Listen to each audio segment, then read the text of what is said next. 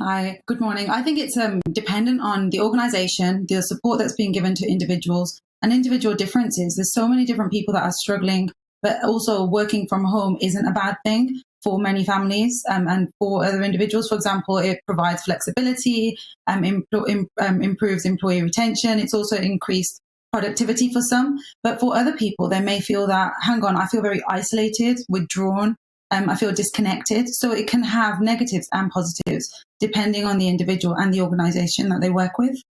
Why do we have such different experiences of lockdown? Because, I mean, to be fair, the last one I was okay, but some people really do struggle. They really find it very isolating.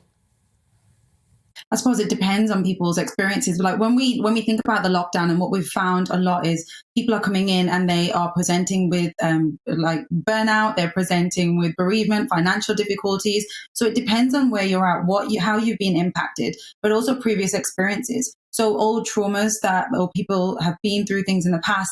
This being stuck or feeling isolated in lockdown is then bringing back a lot of things from the past, but it's also, this has been ongoing for such a long time. There's been a lot of uncertainty, people not feeling like they're being feeling in control, feeling that there's loss, feeling burnt out. So there's so many different things that are coming up for different people, and everyone experiences them very differently. As you say, it's not always viewed as a bad thing working from home. My husband is working from home 1 day a week at the moment, not related to the Omicron variant, but that's been a game changer for us. It's been a really positive thing as a family. For those who aren't in a family situation, those often very younger people in the workforce who rely on that social interaction very much, what tips would you give them if they are feeling any of those, as you sort of almost described PTSD from the previous lockdowns? Yeah, I think it's very important to have routine, to have structure, to pace yourself, to have a work-life balance, know when to switch off, when the boundaries are like, this is work, this is now my home time. So we're disconnecting and having, this is work time, this is home time. Managing expectations of self. If other colleagues are doing X, Y, Z, you don't also need to compare yourself and think, I need to be doing this, and putting these high expectations on yourself. I think it's also important to have that routine, but taking time out for you, if that's meditation, if that's you going for a walk, if that's putting exercise into your daily routine, all of these things are so important for your mental health. And knowing that, okay, if I do need to reach out, there is support out there. You can connect with family, with friends, but there's also a lot of different mental health support out there to support you. Yeah, but we do know, Lalitaa, don't we? And we're all walking about with ease. The emails never stop. So we might want to switch off, but it's not always that easy to do so, is it?